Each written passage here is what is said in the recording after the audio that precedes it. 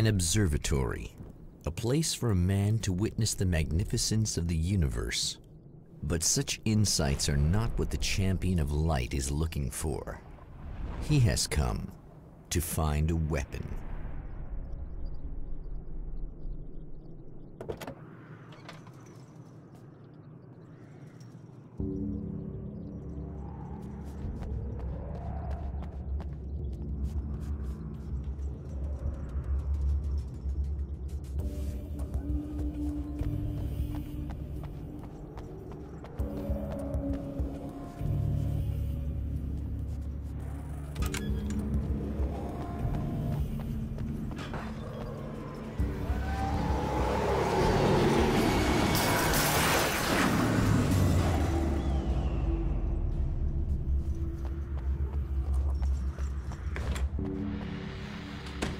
Welcome back, listeners.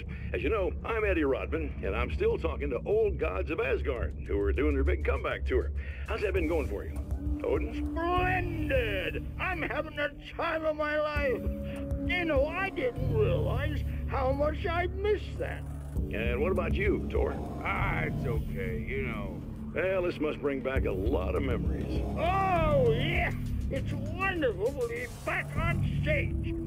If it wasn't for my knee, I'd feel like a young man again. Well, speaking of that, I hate to keep harping on this age thing, but I gotta tell you, I've heard your new songs, guys, and you sound really good. Thank you. And this may be a touchy subject, but to be blunt, you really don't sound, well, old. I mean the difference between your speaking voice and your singing voice, it's pretty striking. What the hell are you talking about? You saying it's not us singing on that record? What? What's he talking about? No, I'm not saying that, guys, but I can't help noticing the difference. Son, you're on thin ice. You calling me a liar? Whoa, hey, let me just step in here for a moment, boys. Yeah, Eddie, they do sound different, but believe me, we're not talking Milli Vanilli here. These guys are the real deal. Why don't you come to the gig tomorrow night and see for yourself? Once they get on that stage, boom, things get real. Really? Believe me, they play like they're possessed. It's almost like magic. Look, you see my boys play, you see the old gods for real.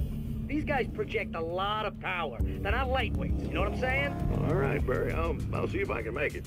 Now, let's take another quick break here, and after that, we'll play the new Old Gods of Asgard single. Don't you go away.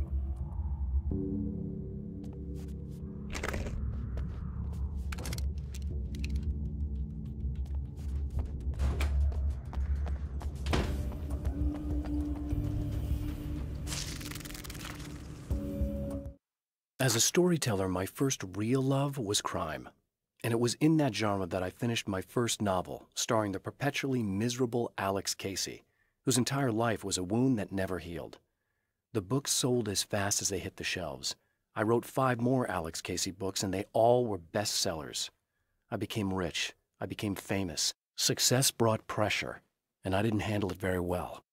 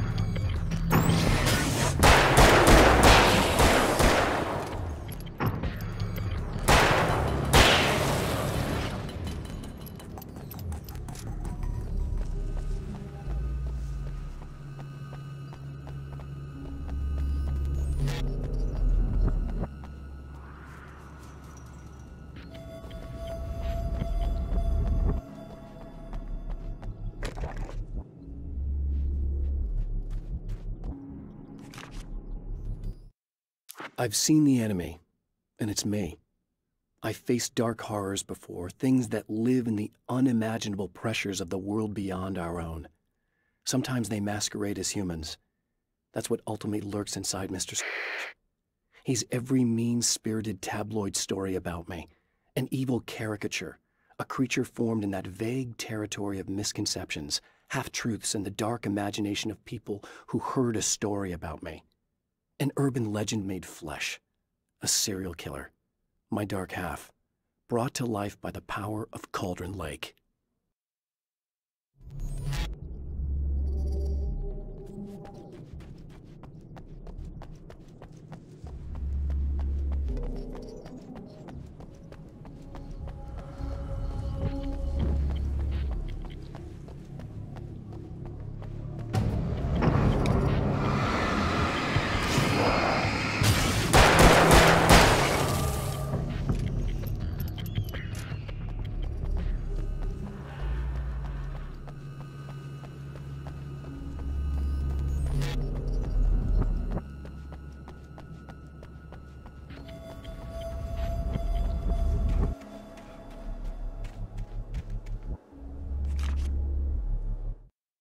The spiders aren't really the work of the enemy. They're a side effect, a part of the dark place's less significant fauna that has managed to slip through the opening I made when I arrived. Less an animal than an idea that has assumed the form of an animal. Makes them no less dangerous, but at least they're a little easier to deal with. The darkness doesn't protect them like the Taken, and thus they can be destroyed by either light or bullets right away.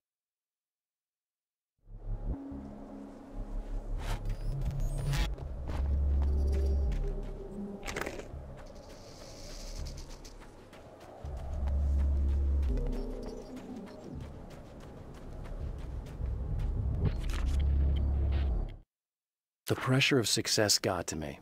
My wife Alice was the sole thing in my life that anchored me. Suddenly it wasn't enough. I couldn't write anymore. I distracted myself with wild parties and whatever trouble I could scare up. I wallowed in the drama of my life, sure that Alice would stick with me even though she didn't sign up to be the lifeline of a tortured artist. It was my dumb luck she's not the type to give up.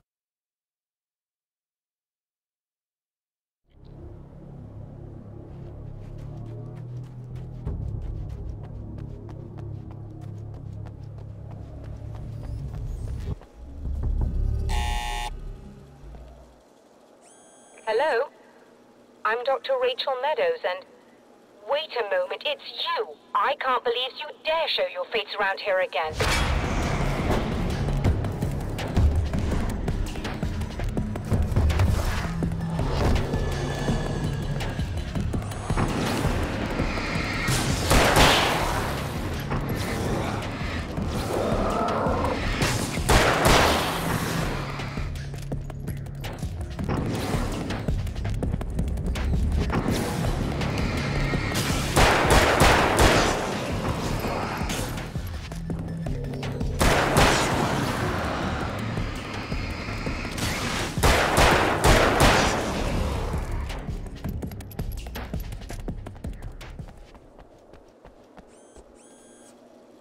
Go away. It wasn't me. I just look like him. Are you serious? That's what you're going with? Please! I'm trying to stop him. You saw those shadow things trying to kill me, right? I bet he got along with them just fine. Yes. Yes, he did. All right. Come on in. Thank you.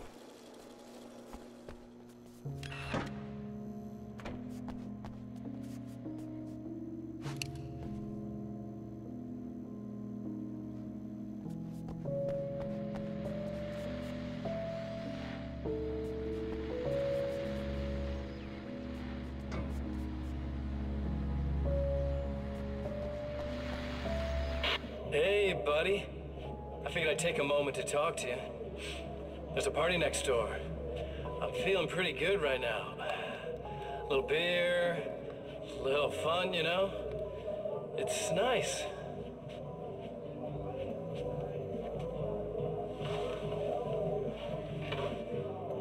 Listen, this whole thing between us, it's a little weird for me too, you know? I mean, we don't just look the same, there's a lot we share. I mean, up here. I know you, right? So I was thinking maybe we could...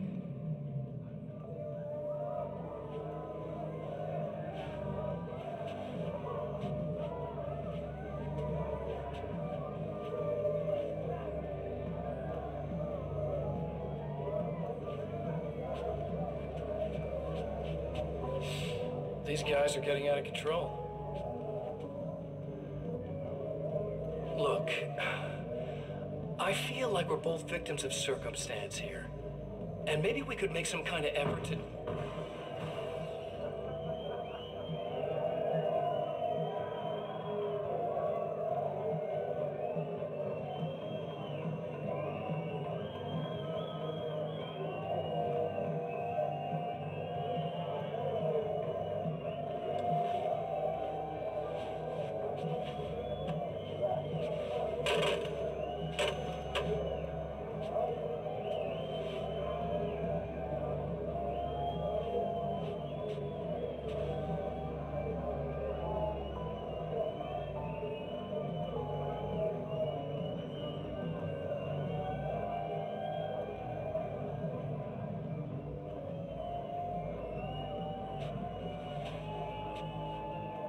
Never mind.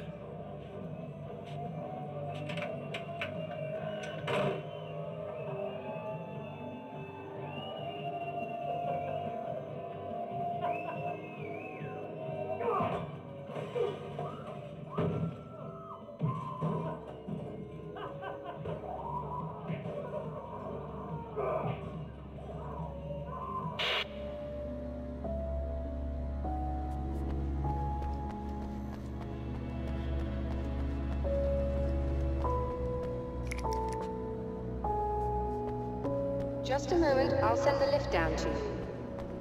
I didn't expect to see anyone here tonight, but I'm relieved to see an actual person. That's assuming this isn't some kind of cruel trick on your part, of course.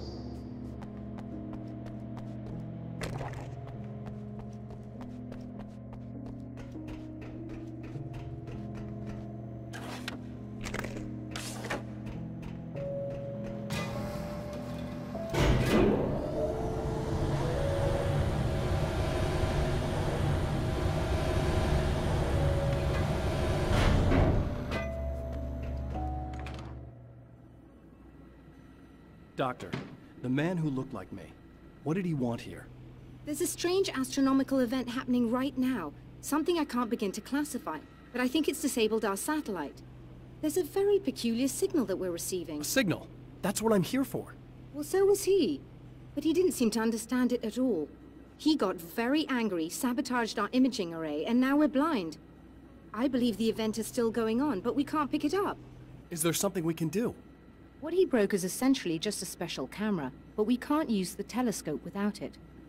There's a replacement in my car. If you can get that to me, we're back in business. Consider it done. Tell me more about the signal. It's almost as if something's being transmitted to Night Springs.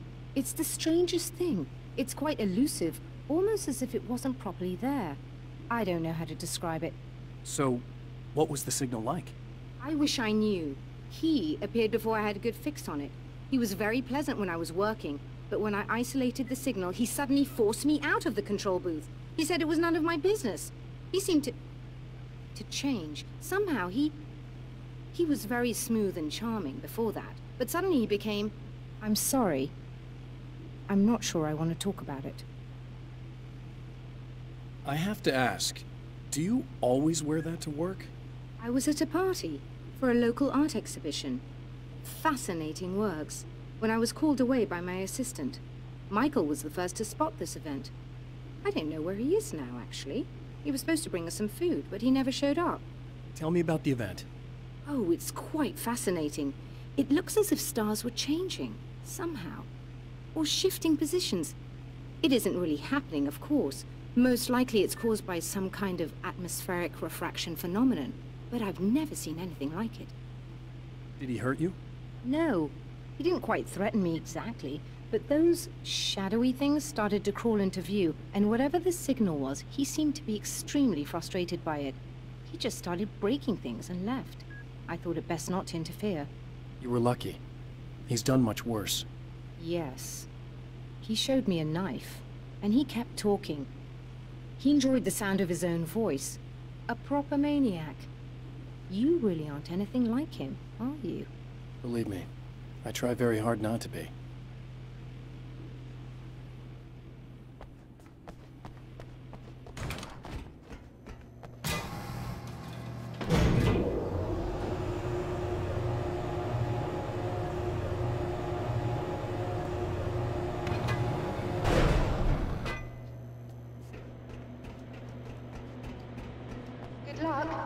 try to be careful. It's a very expensive part, and we don't have a replacement. Oh dear, that sounded more callous than I intended. Be safe.